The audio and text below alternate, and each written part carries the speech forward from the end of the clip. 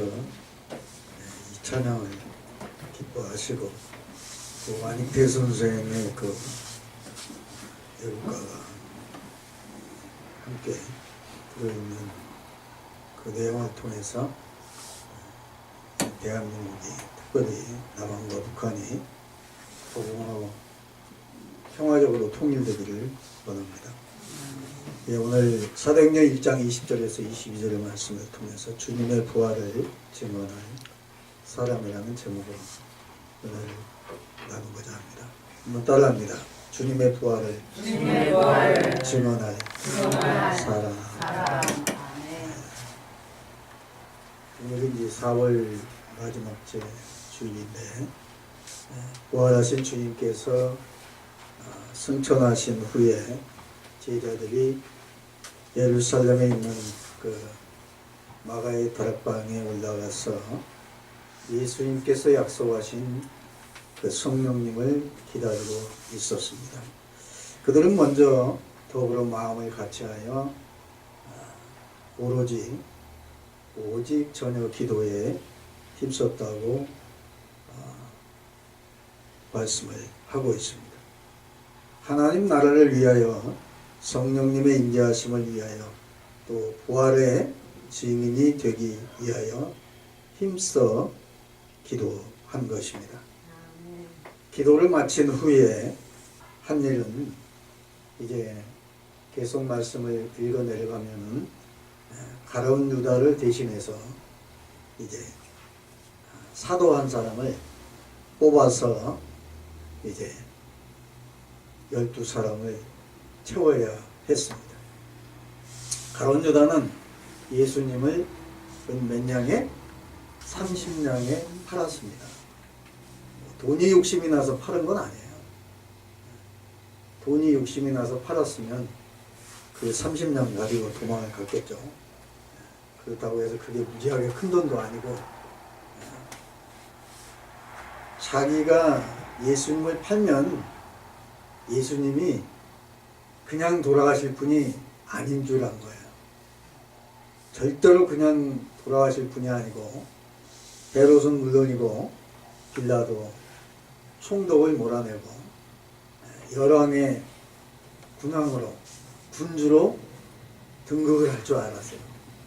그런데 그냥 너무 허무하게 가시는 거예요. 도수장에 끌려가는 뭐처럼? 양처럼. 언젠가 그 도수장에 끌려가던 소가 들이받아가지고 사람이 죽었더라고요. 방송에 나왔어요. 소는 들이받아요. 자기 마음에 안 들면 들이받습니다. 근데 양은 도수장에 끌려가는 양처럼 끌려가는 것처럼 예수님은 아무 반응이 없는 거예요. 가룟 유다에게도 네가 왜 이렇게 하느냐? 네가 왜 나를 배신하느냐? 어찌 이럴 수가 있느냐? 말 한마디를 안 해요. 또 로마 병정들에게도 마찬가지. 군사들에게도 너희가 왜 나를 무슨 죄를 지었길래 나를 이렇게 창으로 찔러대고 머리에 가시면을 씌우느냐? 대못을 박느냐? 라고 얘기를 하지 않습니다. 아무 얘기를 안 하십니다.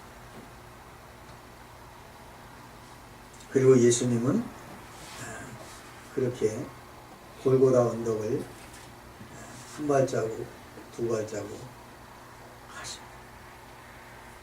이 예수님을 바라본 이 가룟 유다는 오늘날로 얘기하면 어이가 없는 거예요.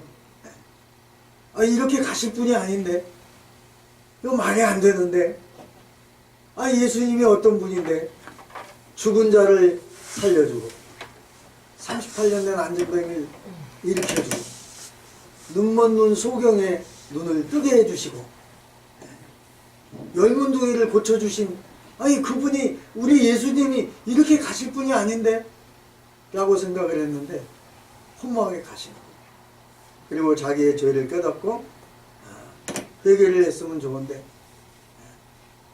예수님께 돌아왔으면 그렇게까지 비참하게 되지 않았을 텐데 그는 허무하게 목매달아 죽고 맙니다. 자살을 하고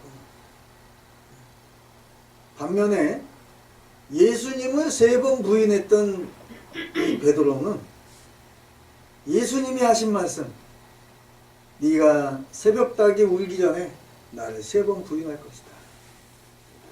근데 절대로 자기는 안 그런다고 그랬어. 주님을 떠나도 배반해도 배신을 해도, 오늘날로 얘기하면 배신 때린다고 그러죠. 배신을 해도 저는 주님을 배신하지 않겠습니다. 그런데 새벽닭이 우는 소리를 듣습니다. 그리고 베드로는 그 새벽닭 울음소리를 듣고 심히 통곡하고 회개한 줄로 믿습니다.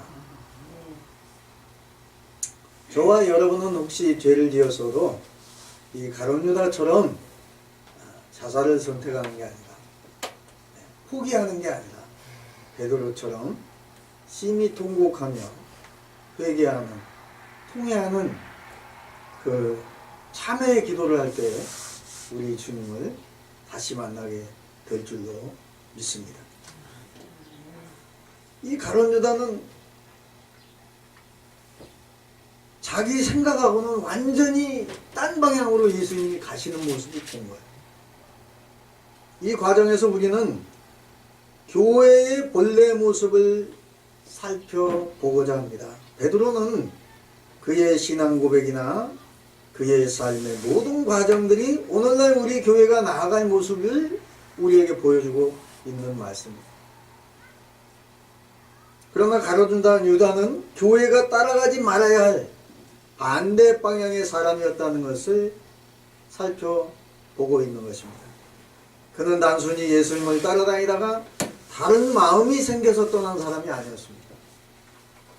특별히 예수님의 사랑을 받던 제자로 재정을 맡아봤던 사람입니다. 그래서 돈이 욕심이 나서 돈을 따라간 사람도 아닙니다. 그는 처음부터 뭔가를 예수님에 대해서 잘못 알고 왔다가 자신의 목적과는 다른 길을 가는 것을 알았기 때문에 자기로 돌아간 거예요.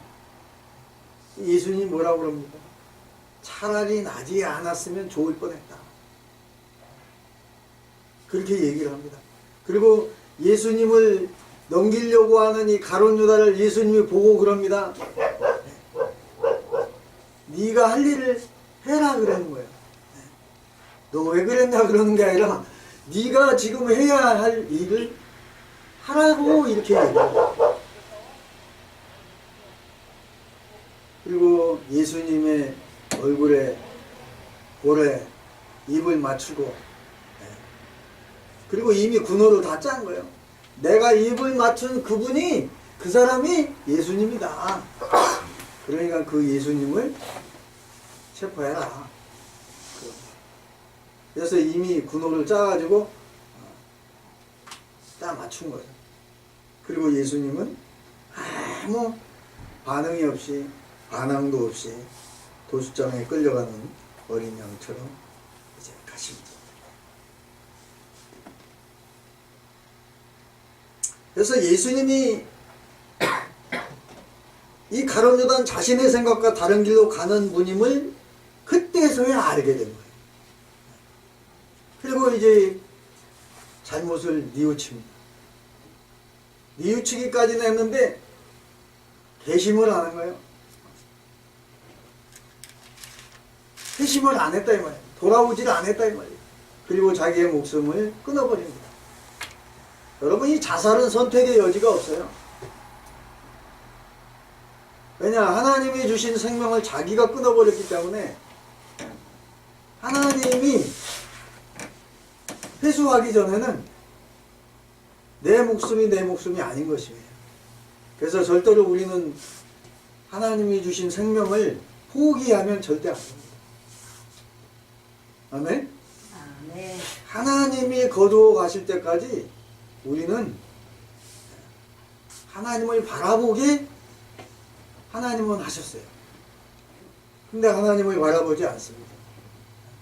이스라엘 백성들이 계속 하나님을 원망하고 불평할 때 하나님이 후회하셔요. 그리고 노아의 그 방주 사건을 통해서, 노아의 그 홍수 사건을 통해서 심판도 하시고, 또 바벨탑을 쌓아가지고 하나님과 대적을 하려다가 또 하나님이 그것도 흩어버리잖아요. 말을 흩어버리게 해가지고. 그 모습은, 사람은 틈만 나면 반대편에 서는 거예요. 그냥 이 공중권세, 하나님과 인간과의 이 사이의 공중권세를 누가 잡고 있기 때문에? 사단이 잡고 있기 때문에 항상 틈만 있으면 하나님과 대적질을 하게 한다는 거예요. 그래서 이 가룟 유다는 예수님이 자기의 생각과는 전혀 다른 방향으로 가니까 그냥 포기하고 마고요. 오늘날 교회는 어떻습니까? 수많은 이단이 교회를 지금 침투하고 있어요. 제가 아는 대형 교회도 접수를 하고, 뭐 율목감리교회 거기도, 그 다음에 저 중동 IC, 외곽도로 중동 IC에 있는 성독교회라고 그게 8층 건물인가 그래요. 근데 그 건물도 하나님의 교회에서 접수했더라고요. 그리고 뭐 큰 교회 등등등 또 다른 교회도 많은 이단들이 침투를 하고 있습니다. 그래서 이단이나 거짓 선생들 때문에 정상적인 교회가 고통을 당하고 있어요. 근데 이거는 언제까지 계속됐느냐? 예수님 오시기 전까지 계속돼요. 예수님과 다른 길을 가려는 사람들이 성경에 보면은 많아요. 자기들 마음대로 해석을 해서 엉뚱한 곳으로 가는 그러한 이단들이 많죠. 더 큰 문제는 이단이나 거짓 선생이 아니라 아예 처음부터 다른 목적을 가지고 교회에 들어오는 사람들이 많다는 거예요. 개척교회는 뭐 이득이 별로 없을 것 같으니까 아예 쳐다보지도 않아요. 대형교회를 보면 뭔가 이득이 있겠다. 내가 사업을 하는데 뭔가 좀 이득이 있겠다 해가지고 오는 사람들도 많고.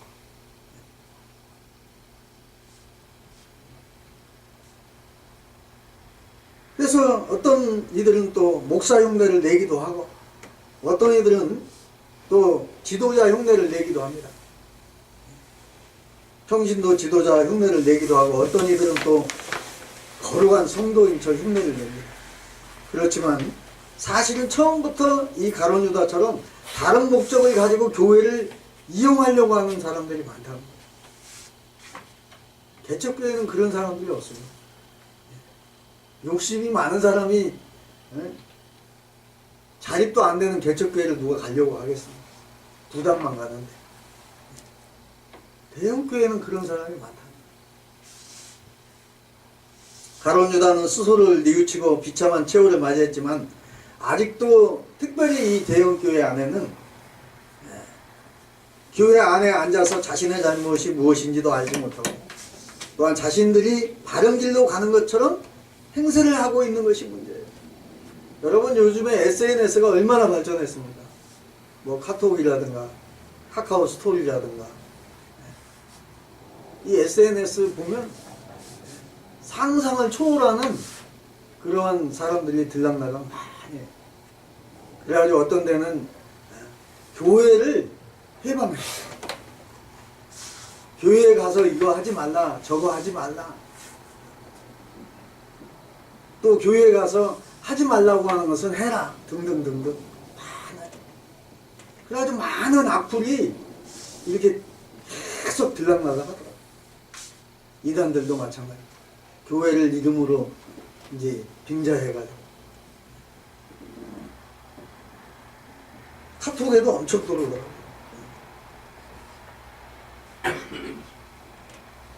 여러분, 오늘 본문의 내용을 우리가 읽고 또 밑으로 내려가면 가룟 유다를 대신해서 뽑히는 사람이 나와요.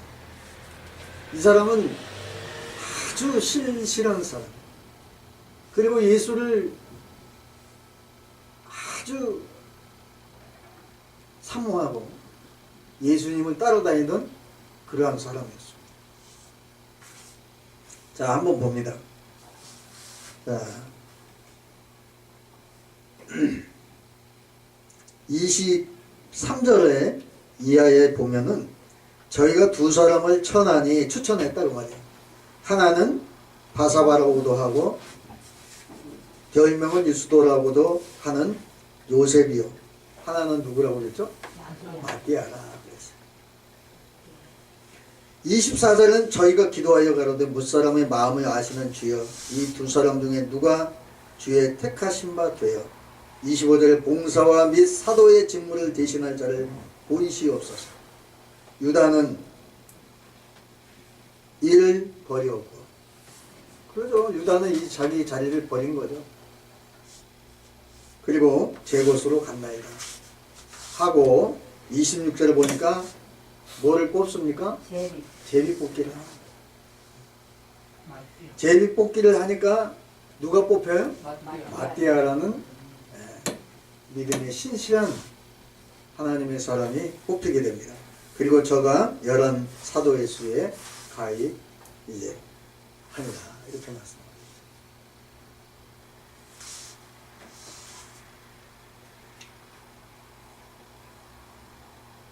그 가룟 유다를 대신해서 오늘 본문의 말씀을 통해서 다른 사람을 제자로 마띠아로 이제 뽑는 과정에서 주님의 일을 위해서 뽑히는 그 사람이 어떤 사람이 되어야 하는가를 살펴보고 교회의 일꾼이 어떤 사람이어야 하는가를 살펴보려고 하는 것입니다. 시편에 기록하였으되 본문 20절에 시편의 말씀을 인용한 말씀이 오늘 우리가 읽은 말씀입니다. 20절에 시편에 기록하였으되 그의 거처를 황폐하게 하시니 거기 거하는 자가 없게 하소서 하였고 또 일렀으되 그의 직분을 타인이 취하게 하소서 하였도다. 이렇게 말씀하고 있습니다. 베드로가 형제들 가운데 이제 일어서서 하는 말이 계속되고 있는데 유다를 대신해서 사도 한 사람을 다시 뽑아야 하는데 그거를 오늘 시편 본문의 말씀을 인용하고 있습니다. 그의 거처를 황폐하게 하시며 거기 거하는 자가 없게 하소서라고 한 말은 시편 69편 25절의 말씀을 인용한 말씀입니다. 거기에 그들의 거처가 황폐하게 하시며 그들의 장막에 사는 자가 없게 하소서라고 기록하고 있습니다. 거의 비슷하게 인용을 한 것이죠. 이 시편은 다윗이 기록한 말씀입니다. 다윗이 왕위에 있으면서 수많은 사람들을 만나고 배신도 당하고 수많은 아픔과 이 가슴이 찢어지는 고통을 당한 사람입니다. 아들 압살롬에게 배반을 당해서 또한 왕위를 빼앗겼어요. 그랬다가 다시 찾았으면 셋째 아들 또한 아도니아도 마찬가지로 배반을 합니다. 그리고 왕을 빼앗길 뻔했습니다. 권력의 눈이 멀어서 아버지도 소용이 없고 형제들도 소용이 없는 것을 우리가 역사를 통해서 많이 봅니다. 사람이 살아가면서 가슴 아픈 일을 많이 당하지만은 사람에게 배반당하는 것처럼 마음이 아프고 가슴이 무너지는 일은 없습니다. 믿었던 사람, 사랑했던 사람, 특별한 관계라고 생각했던 사람, 그 사람에게 배반을 당하는 것처럼 가슴 아픈 일은 없는 것입니다. 가족에게 배반을 당하는 것은 또한 말로 형용할 수 없는 고통이 있습니다. 가족은 누굽니까? 세상에서 가장 가까운 핏줄이고 부모님의 생명까지 나누어 가진 사람이 가족입니다. 그리고 형제입니다. 다윗처럼 자식에게 그것도 두 번이나 배반을 당하면서 정말로 가슴이 아팠을 것입니다. 그 배반도 거짓말이나 좀 했다든지 아니면 재물을 좀 몰래 훔쳐가고 빼앗았다든지 하는 그런 배반이 아니고 왕의 자리를 빼앗아가고 목숨을 빼앗아 가려는 결정적인 배반이었기 때문에 너무나 가슴이 아팠을 것입니다. 그래서 하나님께 이렇게 호소를 하며 기도를 합니다. 시편 68편 22절 이하의 말씀을 보니까 그들의 밥상이 올무가 되게 하시며 하나님 그들의 평안이 덫이 되게 하소서. 그들의 눈이 어두워 보지 못하게 하시며 그들의 허리가 항상 떨리게 하소서. 주의 분노를 그들의 위에 부으시며 주의 맹렬하신 노가 그들에게 미치게 하소서. 그들의 거처가 황폐하게 하시며 그들의 장막에 사는 자가 없게 하소서. 그들의 죄악을 넣어사 주의 공의에 들어오지 못하게 하소서. 그들을 생명책에서 지우사 의인들과 함께 기록되지 말게 하소서라고 기록되고 있습니다. 저는 오늘 말씀을 통해서 우리 주님을 좋아하는 이유가 여러 가지가 있는데 그 중에서 특별히 우리 예수님 주님께서는 한 번 사랑하시면 언제나 변함없이 사랑하신다는 거예요. 할렐루야. 한 번 선택을 하셨으면 예수님은 후회하시거나 변경하시는 일이 없이 언제나 한결같이 끝까지 사랑하시는 분이 바로 우리 주님인 줄 믿습니다. 때로는 뭐가 잘 안 되어서 하나님을 원망하기도 하고 하나님께서 싫어하시는 일을 하기도 하고 기대치에 못 미치는 그러한 일들을 많이 하는 그러한 사람도 주님은 언제나 거기서 나를 기다리고 계신다는 거예요. 할렐루야. 사람들은 내가 조금만 잘못하면 금방 원망하고 떠나버리지만 금방 돌아서서 손깍지를 하고 또 비웃고 욕을 하지만 우리 주님은 언제나 나의 편이 되어주시고 나를 변호해 주시고 나에게 은혜를 베푸신다는 것입니다. 하나님께서도 일꾼을 뽑으실 때에는 언제나 변함없이 꾸준히 그 자리에 있는 사람을 뽑으실 것입니다. 뭐 화끈하게 잘하다가 금방 사라지는 사람보다 좀 부족하더라도 언제나 그 자리를 지킬 줄 아는 사람을 일꾼으로 뽑으신다는 사실입니다. 하나님이 그런 분이시기 때문에 그런 사람을 좋아하실 것입니다. 힘들고 어려워도 언제나 변함없이 그 자리에 있는 사람을 하나님은 원하시고 사랑하시는 것입니다. 변함없이 맡은 바 그 자리에서 최선을 다하는 사람이 하나님이 기뻐하시는 하나님께서 기뻐하시는 사람일 것입니다. 시편 109편 8절의 말씀을 인용한 말씀인데 그의 직분을 타인이 취하게 하소서라고 기록되고 있습니다. 여기에 그의 연수를 짧게 하시며 그의 직분을 타인이 빼앗게 하시며 라고 하신 말씀을 인용한 것입니다. 이 시편도 다윗의 시로 알려져 있습니다. 다윗은 배반도 많이 당하면서 살았지만 원래 적들이 많았고 또한 대적들에게 공격도 많이 받으면서 살았던 사람입니다. 27년 동안을 도피 생활을 했습니다. 말이 그렇지 여러분 27년 동안 도망다녔다고 한번 생각해 보세요.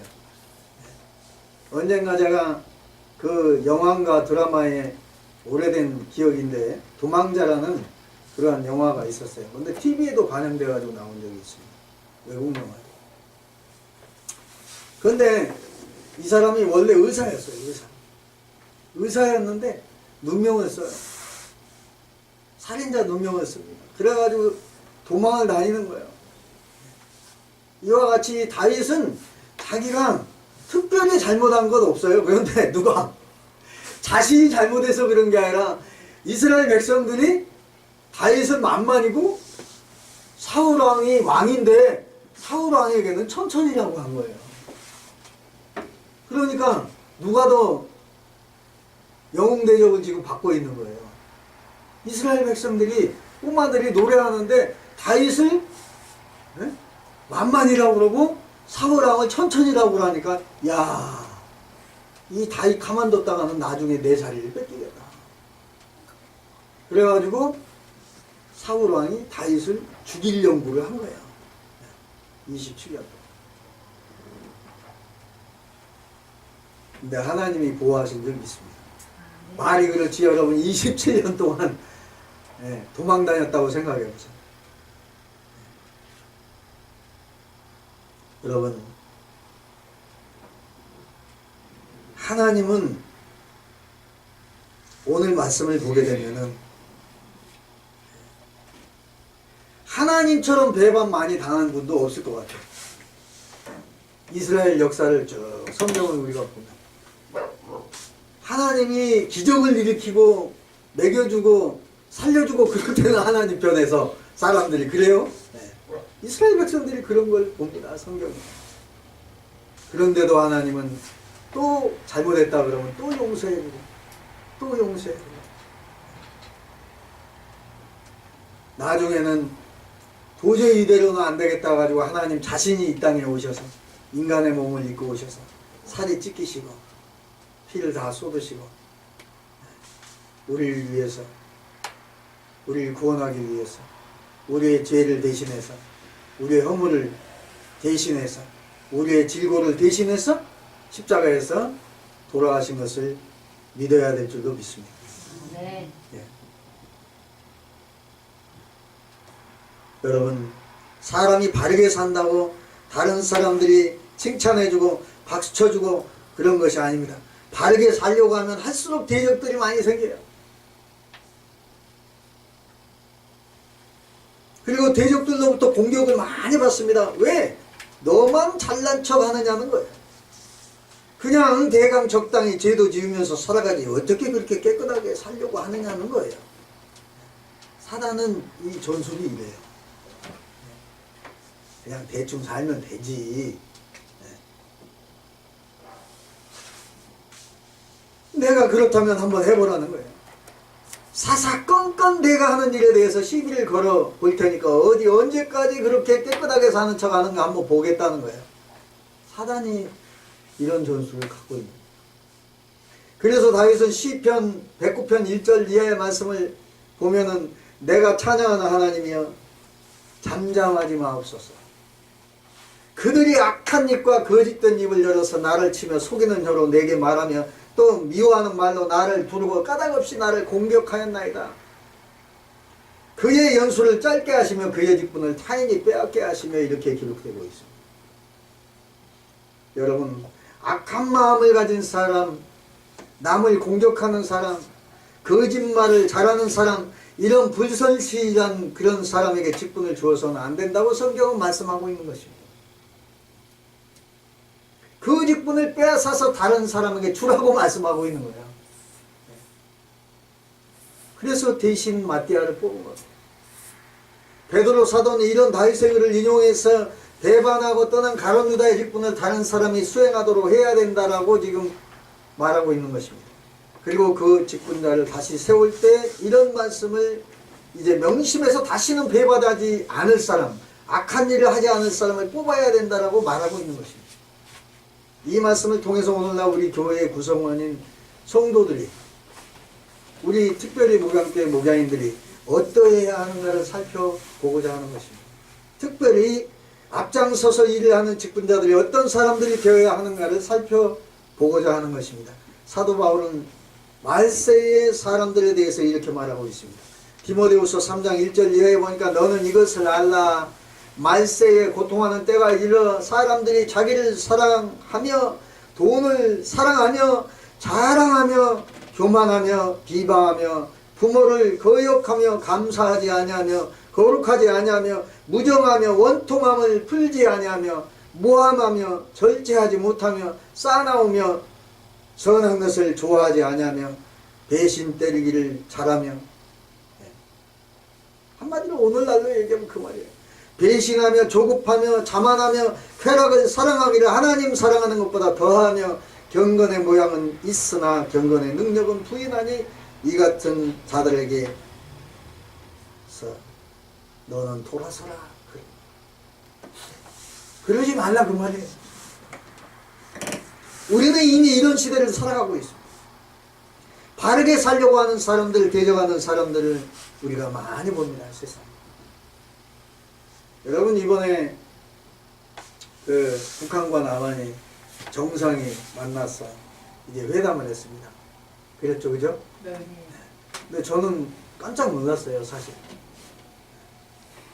우리나라가 1950년 6.25 동란이 일어난 뒤로 이런 역사가 없었어요. 물론 이제 김대중 대통령도 올라가서 또 노무현 대통령도 올라가서 뭐 악수를 하고 했지만은 그런 척 한 거죠. 국회에서는. 남한에서는 진심으로 했지만 김대중 대통령과 노무현 대통령. 그래서 저는 기도하는 거예요. 여러분들 기도해야 됩니다. 김정은이 저 마음이 저 말이 진실이기를, 그리고 회개 역사가 일어나기를, 저 말이 빈말이 아니고 진실이기를. 홍준표 그 자유한국당 대표가 위장이라는 거예요. 위장이 아니기를 기도합니다. 여러분, 만약에 위장이 아니고 진실이라면, 저는 이런 생각을 해봤어요. 이 김정은이가 스위스에서 유럽에 이제 스위스 유럽에 가서 공부를 하고 스위스의 유럽 문화를 이제 받은 사람이고 공부한 사람이거든요. 영어도 잘하더라고요. 알고 보니까 아주 유창하게 하더라고요.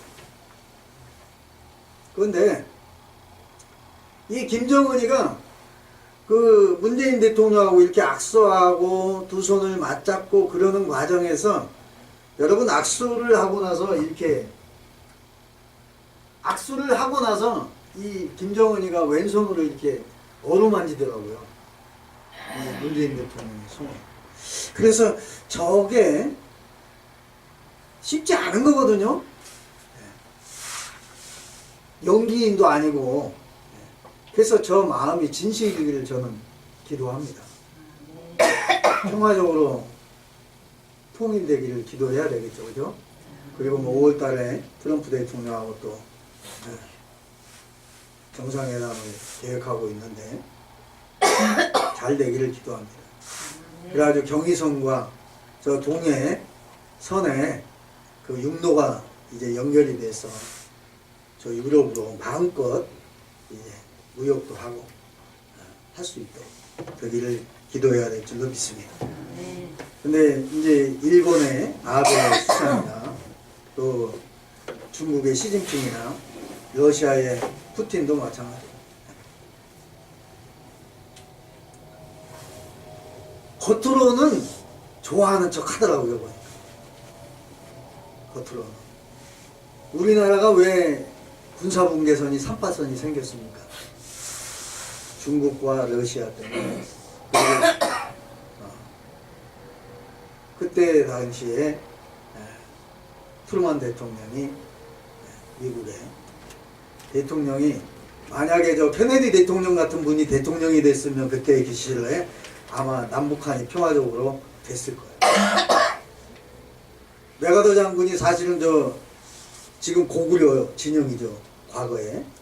그 고구려 역사의 진영으로 진출해서 올라가려고 그랬어요. 만주까지 아주 쓸어버리려고 그랬어요. 그런데 트루만 대통령이 겁이 많아가지고, 역사를 보니까 겁이 많아가지고 중단을 시켰더라고요.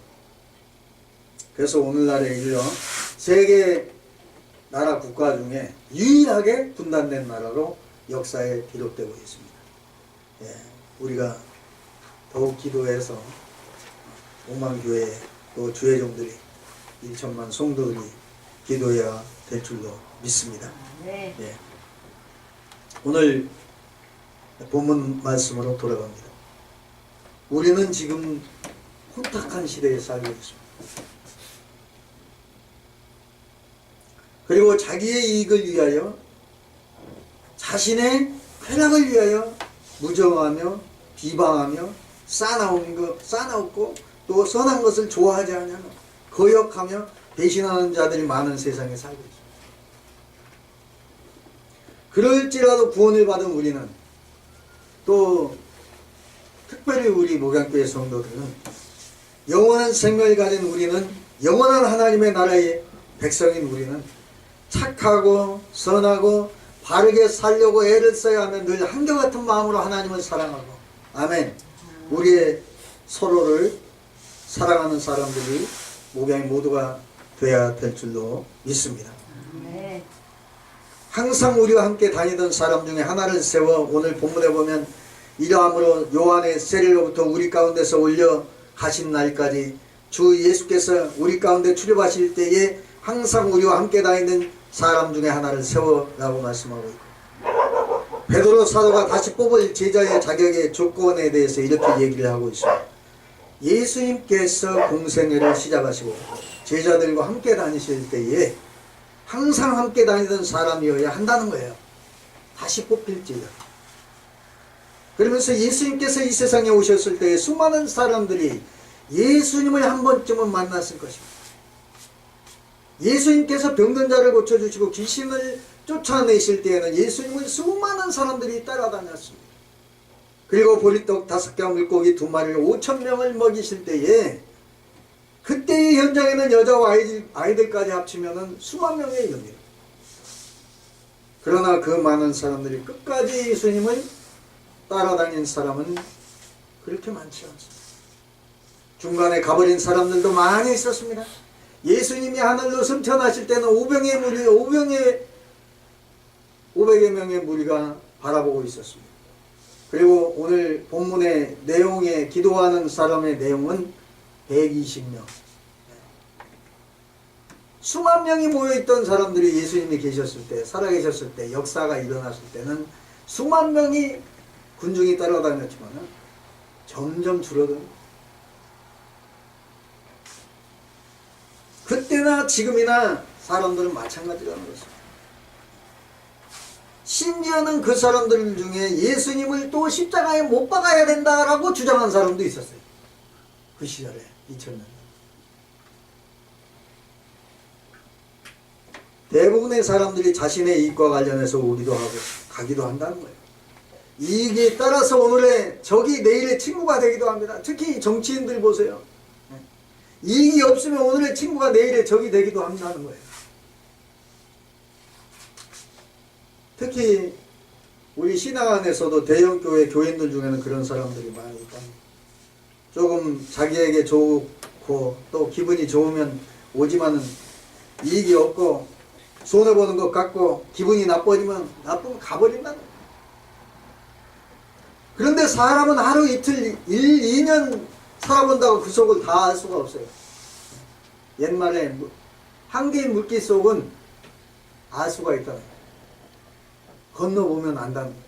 근데 한 길도 안 되는 사람 이 속은 알 수가 없다는 거예요. 그래서 오랫동안 함께 해보면 좋은 점도 있고 나쁜 점도 단점도 장점도 있습니다. 좋은 점은 서로 칭찬해주고 또 좋은 점은 활용도 하고 나쁜 점은 감싸주고 그 나쁜 점들을 잘 다스릴 줄 알도록 도와줘야 하는 그것이 가족이고 친구고 형제고 그런 것입니다. 아멘. 교회에서 일꾼을 세울 때 1, 2년 보고 잘한다고 일꾼을 세우지 말라는 거예요. 금방 와서 열심히 충성하는 것 같아서 일꾼을 세웠더니 금방 또 다른 사람이 돼서 배반하는 경우가 많이 있다는 거예요. 그래서 교회 헌법을 몇 년 전에 고쳤습니다. 어떻게 고쳤냐. 장로는 7년 동안 흠이 없어야 하는 사람으로 세우고 또 교회에서 3년 이상 신앙생활을 열심히 충성하는 사람으로 교회 헌법으로 고쳤습니다. 그리고 또 안수집사 특히 장립되는 그런 집사는 5년간 흠이 없어야 하고 2년 이상 같은 교회에서 신앙생활을 해야 한다라고 그렇게 기록 헌법에 하고 있습니다. 우리 교회와 또 수많은 교회가 있지만 교회에 와서 진리를 알고 하나님을 바르게 알고 구원의 중요성을 알고 또한 인간의 참된 의미를 아는 것이 1, 2년으로 되는 것이 아니지. 기도원에 가서 부흥회에 한번 참석해서 뜨거운 불을 받았다고 되는 것도 아니라는 것입니다. 기적을 체험하고 불치병이 낫다고 해서 금방 거룩한 성도가 되는 것이 아니라고. 여러분 열문둥이 보세요. 예수님이 열문둥이를 다 고쳐줬습니다. 근데 예수님을 따라다니는 사람은 문둥이 몇 명이에요? 한 명밖에 안 된다.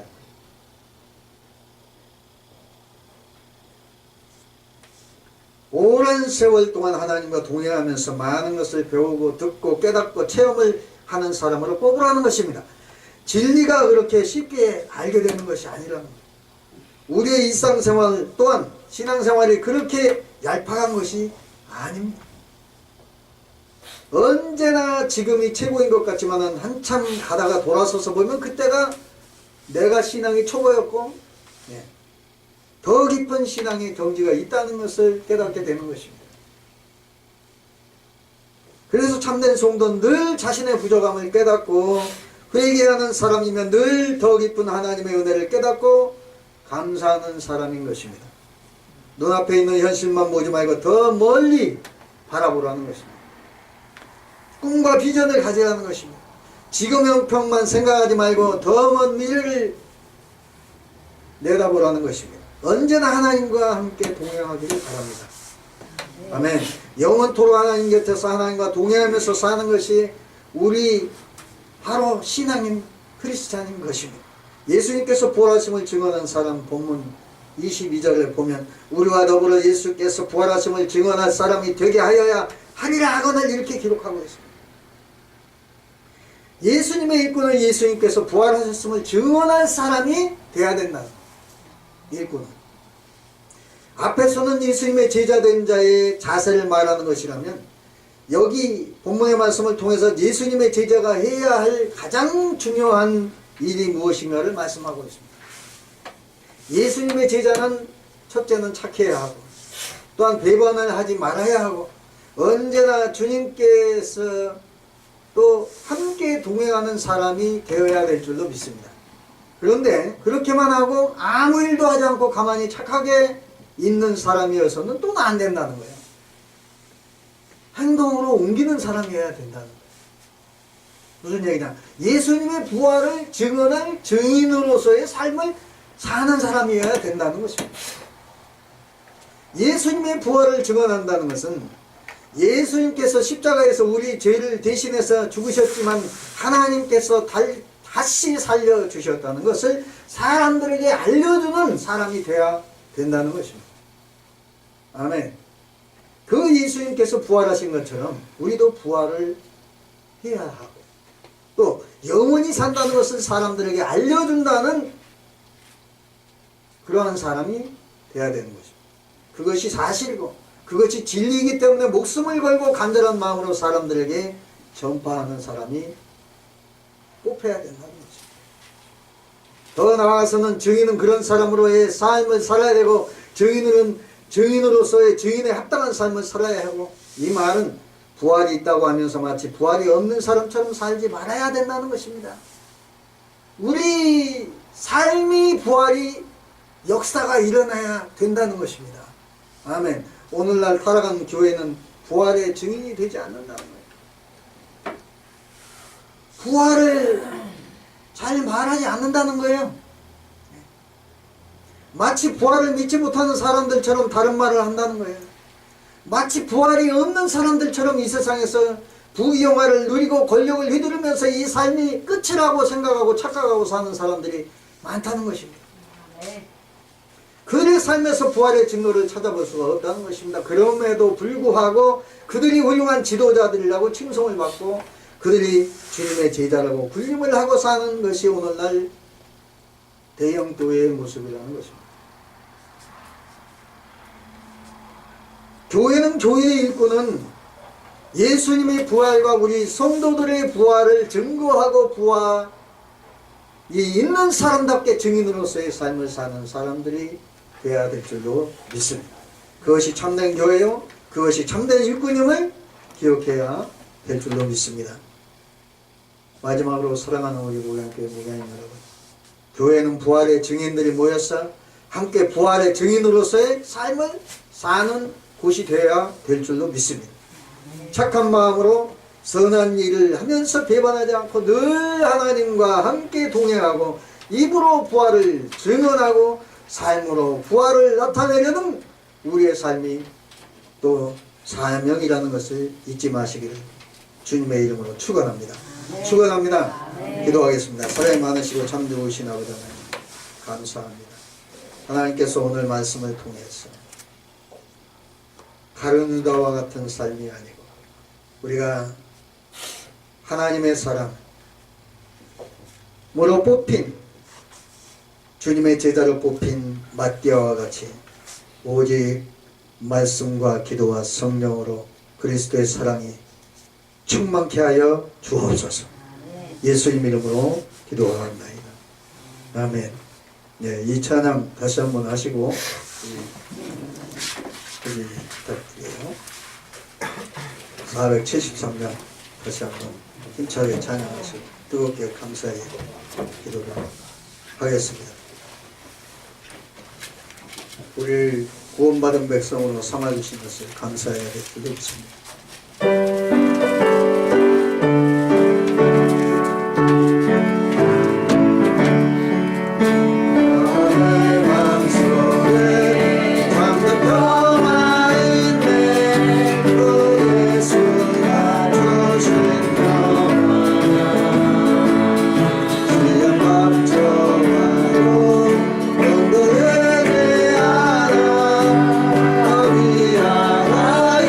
너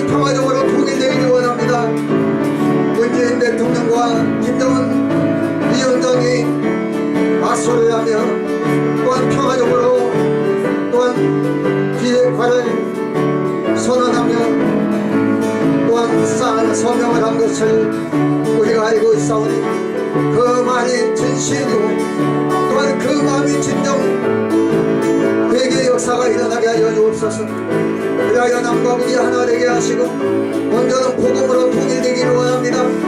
기도로 통일되기를 원합니다. 그리스도의 사랑으로 통일되기를 원합니다. 또한 우리의 죄를 고백하는 이 시간, 우리의 죄를 알고도 잊고 모르고도 주님들을 고백하는 이 시간에 또 우리의 연약함을 아시는 주님, 우리의 연약함을, 우리의 병을, 우리의 질고를, 우리의 허물을 십자가에서 감당하신 주님, 우리를 위하여 저축에 맞으시고 우리가 나음을 입었도다고 했사오니 여호와께서 우리 주님께서 말라기 4장 1절의 말씀을 통해서 우리로 오늘과 같이 또 혼자서 치료의 광선을 바라여 주옵소서. 그리하여 아픈 부위에 어루만져 주시고 감싸 주시고 쓰다듬어 주시고 예수님이 치료하신 것처럼 치료하사 일어나기도 하며 걷기도 하며 뛰기도 하며 찬양하며 주님 앞에 영광 돌리는 목양인 모두가 되게 하여 주옵소서. 예수님의 이름으로 간절히 기도하옵나이다. 아멘. 72장 하시면서 준비하신 일에 정성을 주님께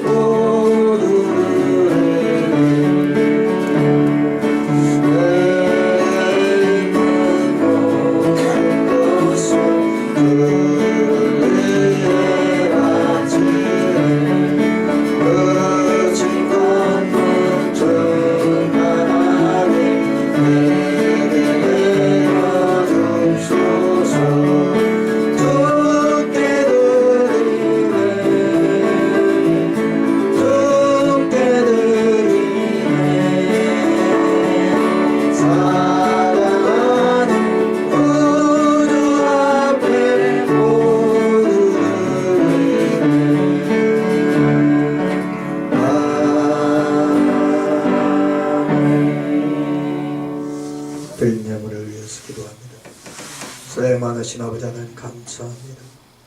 오늘 4월 마지막 주일 예배를 신령과 진정으로 드리고 또한 주님의 은혜에 감사하여 11조와 찬양 감사와 갖가지 감사와 또한 주일 예물과 성교와 건축 예물을 갖가지 예물을 드린 손길을 축복하시되 창세기 49장 22절 25절에 하늘의 신령한 요셉의 복으로 땅에 기름진 산업의 요셉의 복으로 축복하여 주옵소서. 그리하여 저들의 가정과 직장과 사업 위에 자녀 위에 번영에 번창에 창대의 복이 임하게 하여 주옵소서. 예수님 이름으로 간절히 축복하며 기도하옵나이다. 아멘. 주보를 청구해 주시고요. 박영원 집사님 오늘 이사를 간다고 합니다. 잘 이사할 수 있도록 기도해 주시고 저는 모든 예배가 끝나고 가보려고 합니다. 기도해 주시고, 그리고 5월 13일 중계 체육대회를 우리 청년부에서 준비했으니 행사를 마칠 수 있도록 또한 기도 부탁드립니다. 다 같이 일어나셔서 일어서시고 또 마치겠습니다.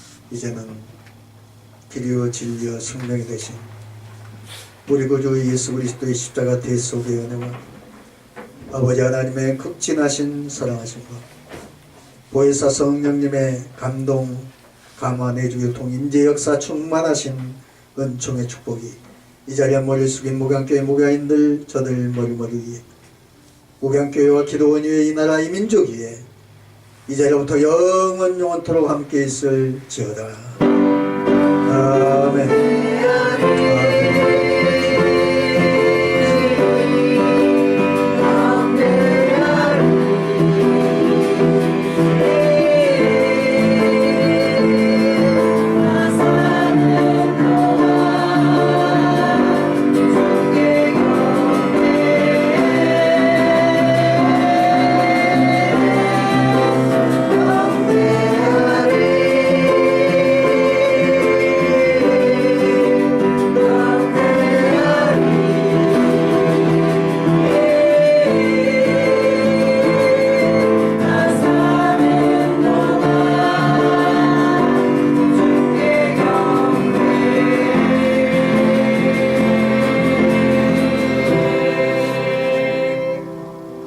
할렐루야. 모든 영광 하나님께 돌립니다.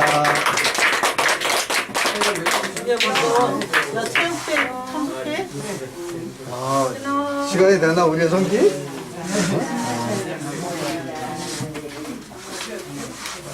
할렐루야. 감사합니다.